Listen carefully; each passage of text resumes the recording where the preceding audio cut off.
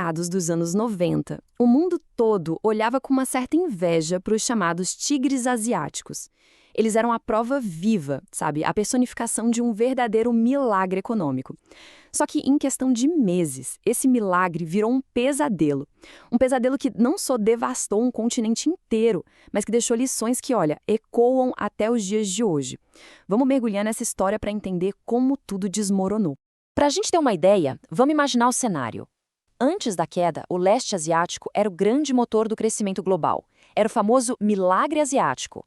Em cidades como Bangkok, a trilha sonora do progresso era o som incessante de batistacas, trabalhando dia e noite, sem parar, erguendo arranha-céus que eram o símbolo de uma promessa de modernidade e de uma riqueza que parecia não ter fim. Pensem só nesse número, um crescimento médio anual de quase 8%. Isso é um ritmo alucinante, um ritmo que parecia até desafiar as próprias leis da economia. E claro, isso gerou uma onda de otimismo que era quase delirante, uma certeza absoluta de que a festa da prosperidade nunca, jamais ia acabar. Mas como a gente pode imaginar, por baixo de todos aqueles carros de luxo e das torres espelhadas, uma falha fatal estava sendo projetada bem no coração do sistema. Uma vulnerabilidade que logo transformaria todo aquele sonho em um pesadelo. E aqui está o ponto central do problema. A grande armadilha disfarçada de oportunidade. Esse tal de BIF foi criado com a ideia de transformar Bangkok num centro financeiro global. Só que na prática, o que ele fez foi abrir as comportas para uma verdadeira inundação de dinheiro estrangeiro barato. Isso criou uma tentação simplesmente irresistível para a especulação e, claro, para o endividamento de altíssimo risco. Essa era a grande aposta. Uma fórmula que parecia dinheiro fácil, sabe? Uma maquininha de fazer lucro que não podia falhar. Só que tudo, absolutamente tudo, dependia de um pilar extremamente frágil e perigoso. A crença de que a taxa de câmbio entre o baht e o dólar era imutável, como se tivesse sido gravada em pedra para todo sempre. E essa citação resume o perigo de uma forma brilhante. As empresas ganhavam seu dinheiro na moeda local, no baht. Mas as suas dívidas gigantescas, estavam todas em dólares. Qualquer pequena mudança no câmbio faria essas dívidas simplesmente explodirem da noite para o dia. Era literalmente uma bomba relógio, tic-taqueando bem no centro da economia. E quem sentiu o cheiro de sangue na água? Os grandes predadores do mercado financeiro. Lá pelo início de 1997, fundos de hedge gigantescos como o Quantum Fund, do famoso George Soros, olharam para a Tailândia e viram essa fraqueza fatal. Eles sabiam que aquele câmbio fixo era uma barragem que estava prestes a romper. E então, eles decidiram dar o empurrão final. Publicamente, o governo tailandês estufou o peito e comemorou uma vitória heróica. Chegaram a declarar que tinham derrotado os especuladores do mal. Mas por trás das cortinas, o custo dessa suposta vitória era um segredo catastrófico. Um segredo que estava prestes a levar o país à ruína. Porque nos bastidores, a realidade era simplesmente assustadora. O Banco Central, numa tentativa desesperada de sustentar a moeda, tinha prometido secretamente quase todas as suas reservas em contratos futuros. É como mostrar para todo mundo um cofre cheio, mas já ter assinado todos os cheques pré-datados para esvaziar ele completamente. A Tailândia, para todos os efeitos, já estava quebrada. E quando a verdade finalmente veio à tona dentro do governo, o castelo de cartas desabou em questão de dias. Foi uma cascata de eventos, renúncias em pânico, descobertas aterrorizantes em reuniões de emergência e, por fim, na calada da noite, a admissão inevitável da derrota. O jogo tinha acabado. No dia 2 de julho, o baht foi liberado para flutuar e imediatamente entrou em colapso. Mas aquilo era só o começo. O vírus financeiro estava prestes a se espalhar por toda a região. Agora, o que é realmente chocante de ver aqui é a velocidade do contágio. O pânico se espalhou como fogo em palha seca. Os investidores olharam para os países vizinhos da Tailândia e perceberam: espera aí, eles têm os mesmos problemas. Bolhas imobiliárias, dívidas enormes em dólar. A reação foi instintiva: tirar o dinheiro de lá o mais rápido possível. E isso causou uma reação em cadeia simplesmente devastadora.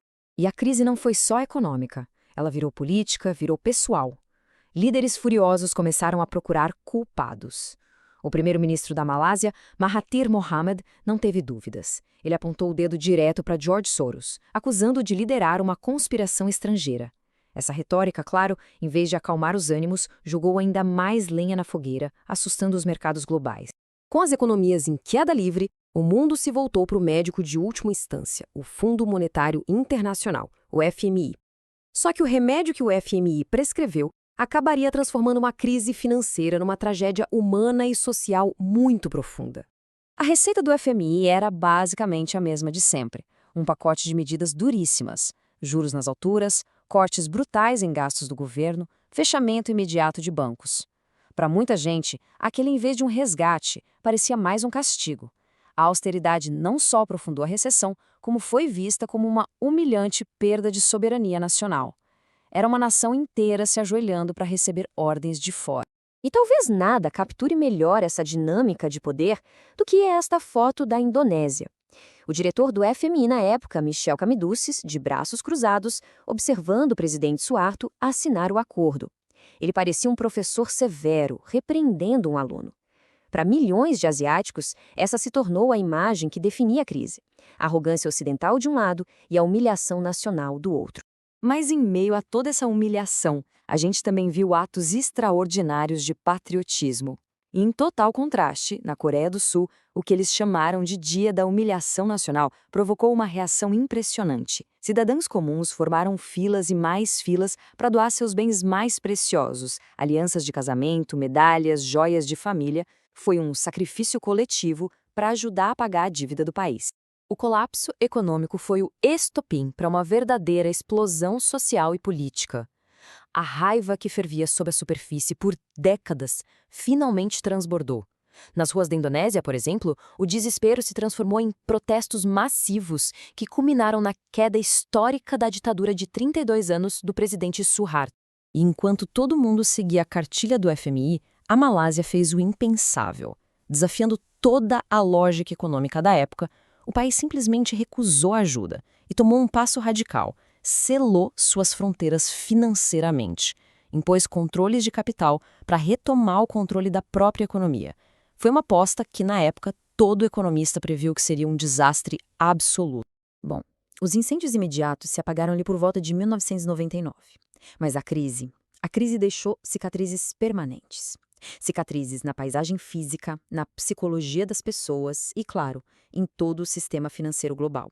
Por toda a Ásia, até hoje, lembretes físicos do colapso ainda estão lá, no horizonte, como essa torre fantasma em Bangkok. É um esqueleto de concreto de 49 andares abandonado, um monumento silencioso à arrogância daqueles anos de euforia, e um aviso constante de como a sorte pode virar rápido. E talvez a lição mais profunda e duradoura que os líderes asiáticos aprenderam foi um voto solene. Nunca mais. Traumatizados pela humilhação de ter que depender do FMI, eles começaram a maior acumulação de reservas da história. Guardaram trilhões de dólares como uma apólice de seguro para garantir que nunca mais teriam que se curvar a ninguém. E isso nos leva à nossa questão final, e talvez a grande ironia de toda essa história. Enquanto a Ásia aprendeu sua lição e se blindou contra futuras crises, o resto do mundo parece ter esquecido, porque essa gigantesca muralha de dinheiro asiático, essa poupança massiva, acabou sendo investida no Ocidente, ajudando a criar juros baixos e crédito fácil, exatamente o combustível que alimentou a bolha imobiliária e a próxima grande crise financeira global, a de 2008. A história, como dizem, não se repete, mas ela certamente rima.